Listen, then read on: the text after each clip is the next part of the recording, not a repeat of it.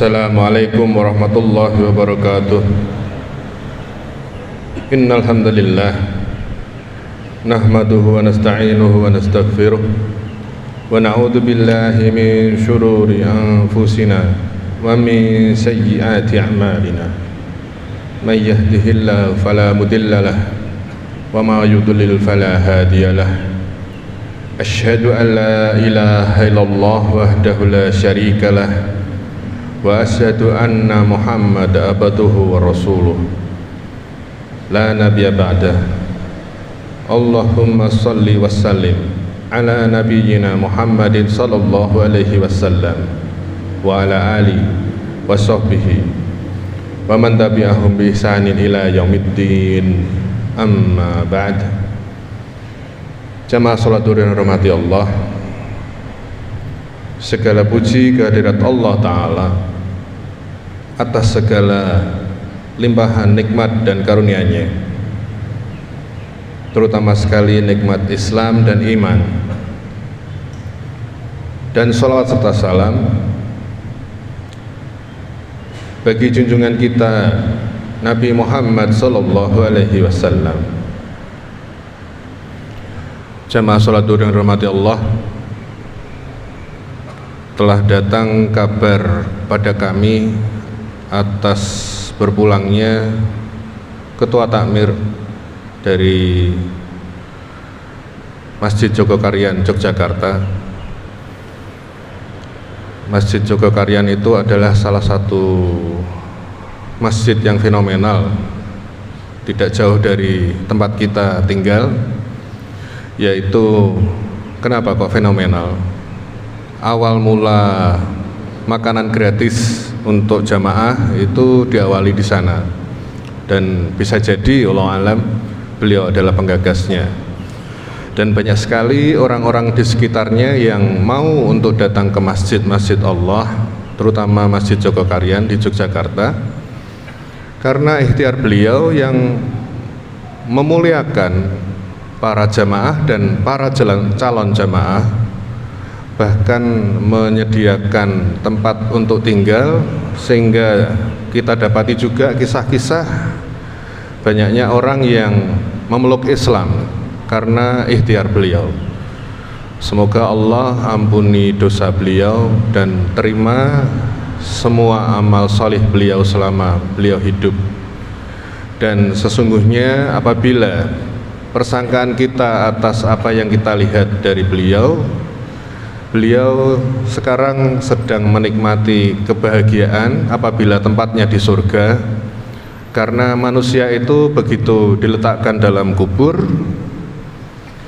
apabila ia calon penghuni surga, sejak hari kematiannya ia di dalam kubur, setelah proses tanya jawab di kubur dan seterusnya, maka Allah berikan ia pemandangan tempat tinggalnya nanti, yaitu surga.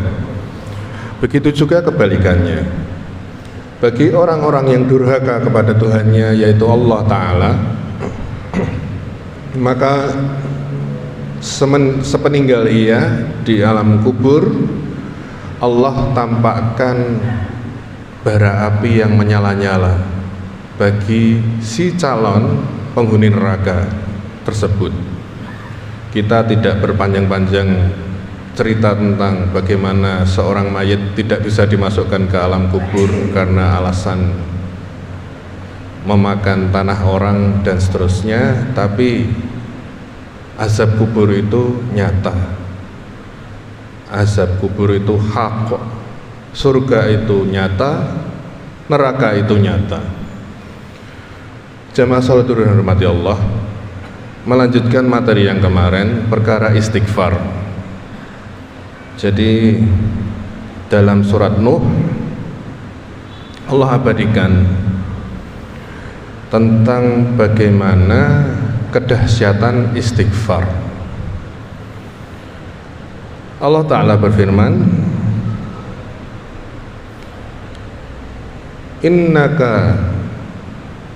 innahu kana ghaffara. Jadi Allah itu menyifatkan dirinya bahwa Allah itu adalah Maha Pengampun, dan sebaik-baik orang yang berdosa adalah orang yang bersegera untuk meminta ampun pada Allah. Jamaah sholat yang dihormati Allah, sebagian orang memaknai bahwa orang berbuat salah terus minta maaf itu kategorinya munafik. Bukan, munafik itu bukan seperti itu. Justru orang yang meminta ampun kepada Allah setelah ia diberikan kebaikan oleh Allah untuk sadar dia bersalah dan dia bertaubat kepada Allah, itu adalah sebaik-baik manusia, seberuntung-beruntungnya manusia. Jadi kalau kita merasakan sesuatu yang salah pada diri kita, baik itu perbuatan salah pada diri sendiri, mendolimi diri sendiri, atau mendolimi orang lain, atau mengurangi haknya Allah Ta'ala, maka segera kita beristighfar. Lafaz istighfar itu pun bermacam-macam. Kita mengenal yang paling pendek astagfirullah, yang agak panjang astagfirullah wa atubu ilaih, yang lebih panjang lagi astagfirullah alladzi la ilaha illa huwal hayyul qayyum wa atubu ilaih. Silahkan untuk dipilih lafaz yang panjenengan sekalian paling merasa afdol dan nyaman. Ketiga contoh bentuk lafaz istighfar tadi semuanya sahih, berasal dari Rasulullah sallallahu alaihi wasallam. Jemaah salat yang dirahmati Allah, pada suatu ketika Fudail bin Iyad, salah satu ulama tabi'in, didatangi oleh seseorang. Orang yang pertama datang, "Ya Syekh, saya tidak bisa membayar hutang-hutang saya, sementara harta saya sudah habis untuk membayar hutang dan belum lunas hutang saya. Apa yang harus saya lakukan?" Maka beliau Fudail bin Iyad rahimahullah mengatakan, "Beristighfarlah." Lalu datang orang kedua membawa masalah yang lain. "Ya Syekh, saya telah bertahun-tahun menikah, tapi saya tidak dikaruniai anak. Sekiranya Allah berkehendak hamba memiliki seorang anak, alangkah bahagianya hati hamba. Apa yang harus saya lakukan?" Maka Fudail bin Iyad menjawab dengan jawaban yang sama, "Beristighfarlah." Murid dari Fudail bin Iyad bertanya, "Ya guru kami, ada dua masalah yang berbeda, tetapi mengapa engkau memberikan jawaban yang sama?" Maka beliau menjelaskan bahwa semua kesulitan dari yang kita alami sumbernya adalah dosa.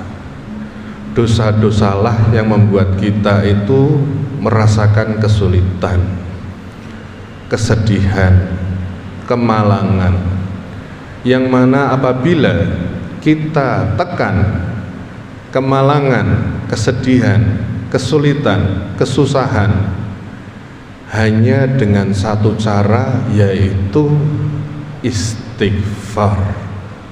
Jamaah sholat yang dirahmati Allah, di bulan Rajab yang mulia ini Allah lipat gandakan perkara pahala-pahala, juga sekaligus Allah lipat gandakan perkara dosa-dosa. Bila kita asumsikan dosa-dosa kita ingin kita tekan atau kita kurangi, maka itu adalah kebaikan. Dan janganlah kita rugi keluar dari bulan Rajab yang mulia ini, satu dari 4 bulan haram yang Allah sampaikan dalam Al-Quran, maka kita berbanyak amal solih, terutama istighfar. Kita meminta ampun sebanyak mungkin kepada Allah Ta'ala, karena Allah Ta'ala berfirman, dalam surat An-Nasr. Surat ini mafhum diketahui turun saat penaklukan kota Mekah. Idza jaa nasrullahi wal fath wa ra'aitan nasa yadkhuluna fi dinillahi afwaja fasabbih bihamdi rabbika wastaghfir. Bertasbihlah pada Tuhanmu dan pujilah, lalu meminta ampunlah kalian kepada Allah. Innahu kana tawwaba, sesungguhnya Ia Allah Maha penerima taubat. Sebagian orang mungkin heran, penaklukan kota Mekah, Islam sudah menang, kok malah disuruh mensucikan Allah, bertasbih plus memuji, itu masih masuk akal. Kok suruh wastaghfir, kok suruh minta ampun? Dan Allah tutup surat yang mulia ini dengan ayat innahu kana tawwaba, sesungguhnya Allah adalah Maha penerima taubat. Ditafsirkan bahwa penaklukan ini terjadi karena amal solih dan ketakwaan sekaligus iman Rasulullah dan para sahabat, maka Allah berikan kemudahan penaklukan kota Makkah.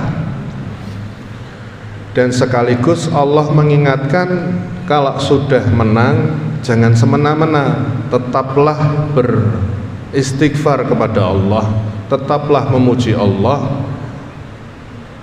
Dan Allah memberikan janjinya bahwa Allah itu Maha penerima taubat.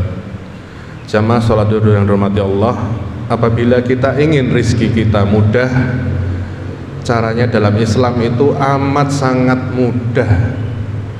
Rizki mudah dengan cara yang mudah. Apa itu? Istighfar.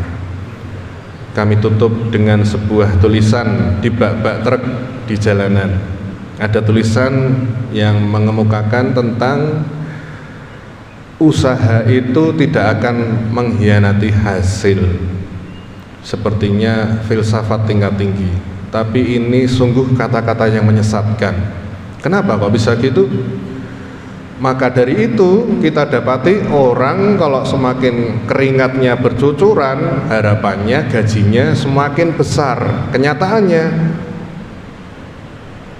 tidak seperti itu. Mau keringatnya habis, gajinya tetap segitu, ya tetap segitu.